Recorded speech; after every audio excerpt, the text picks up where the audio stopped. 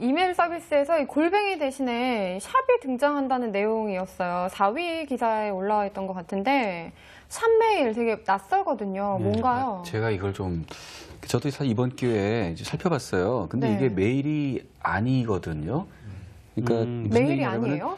이거를 지금 여기도 보게 되면은 이메일 주소에 내 이메일이 뭐 김정규@ 뭔데 이걸 샵으로 한다? 네, 그게 아니라는 겁니다. 그래서 사실은 이거는 그러니까 여기서 메일이라고 안 하고 그냥 예를 들면은 지금 우리가 그 우체국 가면은 뭐 내용 증명이라든가 등기하잖아요. 그러니까 온라인 등기 혹은 온라인 내용 증명 이렇게 하게 되면 딱 말이 돼요. 근데 이거를 이메일에 약간 오해가 많이 생긴 게 아닌가 일단 그런 느낌입니다. 그 오버해서 제목을 쓴 거네요. 네, 저는 그렇게 생각합니다. 물론 이제 제가 제대로 이해한지 모르겠지만 제가 이해한 바로는 이것이 어떤 그 정부가 지정한 어떤 그 사업자에게 내가 이제 마치 그 은행에 가입한 것처럼 네이버에 가입한 것처럼 내가 가입을 하는데 가입할 때 공인인증서를 써서 소위 대한민국 법이 인정하는 이제 실명 확인을 하는 거죠. 그다음에 그 그러니까 실명 확인이 된 계정끼리 그 시스템 내에서 서로 주고받는 거예요. 그러니까 이것이 그냥 일반 메일 시스템에서는 작동되지 않고요. 저도 그래서 자세히 보니까 여기서 말하는 그 전자 그 주소의 샘플이 예를 들면 이렇게 할 수 있어요.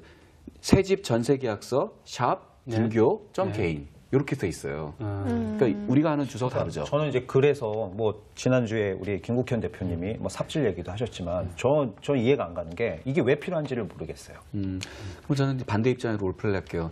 사실 저는 기본적으로 이걸 보면 무슨 생각이냐면 개념 레벨에서 내가 그 우체국에 가서 그러니까 그 내용 증명을 하거나 등기를 보내는 것이 어떤 필요가 있고 뭐 분실에 대한 대비 이런 게 있잖아요. 그럼 마찬가지로 지금은 뭐 택시 타고 가서 전화하거나 뭐 하는 것들을 뭔가 전자적으로 할 수 있고 이것이 법적인 그 배경을 가진다면은 의미가 있겠다. 저는 그렇게 생각을 했어요. 정부가 그걸 보증해 준다는 뜻이거든요.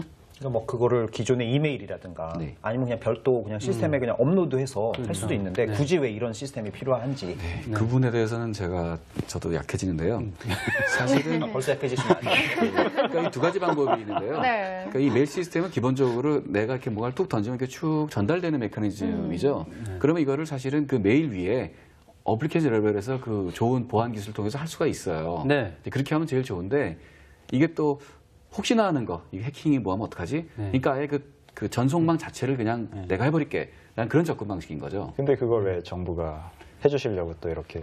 저는 그거는 그러니까 지금 두 가지 기술적인 방법 중에서 조금 유감이라는 건 있지만 있나요? 뭐 특허 법적인 부분 때문에 어쩔 수는 없다고 생각합니다. 그러니까 저는 정부가 뿐만 아니라 하여튼 뭐 어떤 사회든지 인위적으로 소수가 자기들의 룰을 만들고 사회 전체가 따르도록 해야 된다는 게 굉장히 큰 모순이라고 생각을 하거든요. 그게 장기적으로 보면 국가의 폭력을 나중에 만들 수가 있어요. 그러니까 일종의 유토피아를 만들어 놓고 내가 유토피아를 설계했으니까 여기 다 따르라 라고 하는 거에 일환일 수가 있거든요. 다행스러운 거는 여러 가지 뭐 기술들이 사실은 우리 일반적인 시민들의 엄청나게 많은 힘을 주고 있잖아요. 뭐 안 쓰고 뭐 보이콧 함으로써 얼마든지 사실은 그거에 대항할 수 있기 때문에 그거는 문제가 아니라고 보는데 일단은 왜 저런 이야기가 나왔는지, 그러니까 저는 샵메일이나 무슨 삼메일 같은데 저런 얘기가 왜 나왔는지가 저는 궁금해요. 그러니까 이게 개념 레벨에서는 이게 참 필요한 건데 그거를 만드는 과정에서 좀 유감스러운 부분인데 이거는 뭐에 비유할 수 있냐 그러면 사실은 웹에 HTTPS를 해갖고 보안 채널이 있죠. 사실 미국에 가면 다 그거로 하거든요. 신용카드나 뭐나. 근데 우리나라에서는 이제 그거를 좀 못 믿어서. 그러니까 그게 직접 만들어가지고 그러니까 그 시큐어 소켓 레이어를 가는 걸 못 믿어 하는 건지 아니면 데이터의 진위 여부를 못 믿어 하는 건지 저는 이제 그거조차도 좀 헷갈리는 거예요 지금. 그러니까 만약에 누가 그걸 못 믿었다고 생각을 하면은 그거에 대한 기술을 만들어서 정부에 달려갈 게 아니라 표준화 기관에 가든지 아니면 시장에 나눠서 그거를 검증을 받아야 되는데 한국은 뭐가 문제냐면 아이디어가 있잖아요. 그걸 들고 정부에 갑니다.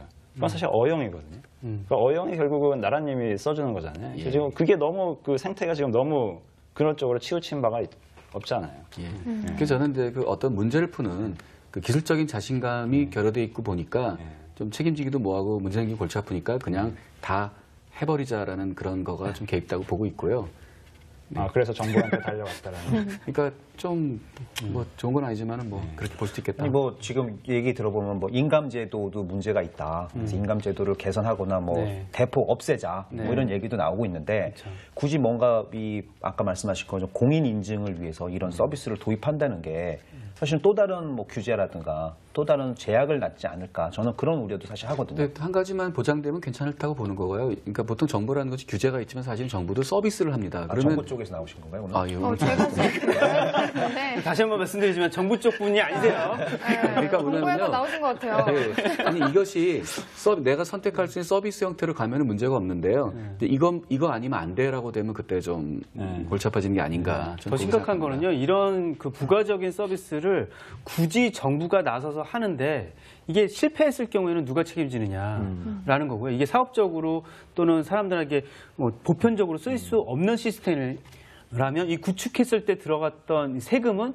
누구에 의해서 보상받을 수 그러니까 있느냐. 정부가 어떤 일을 할 때 굉장히 네. 조심해야 되는 게 하나는 우리의 세금이잖아요. 그렇죠. 그게 그렇죠. 그게 예산이 표면적으로 많이 들었나요? 예, 그건 잘 모르겠고 표면적으로 네. 우리가 얻게 되는 그런 불안감이고 근데 내가 세금 냈는데 그거 가지고 저런 일을 한다라는 거. 또 하나 더 중요한 거는 업계에 이상한 시그널을 보내게 됩니다. 그렇죠. 그러니까 정부가 이 일을 참여했다고 하는 순간 거기에 그 테두리 안에 들어오지 못한 데들은 엄청난 위축 효과를 받게 돼요.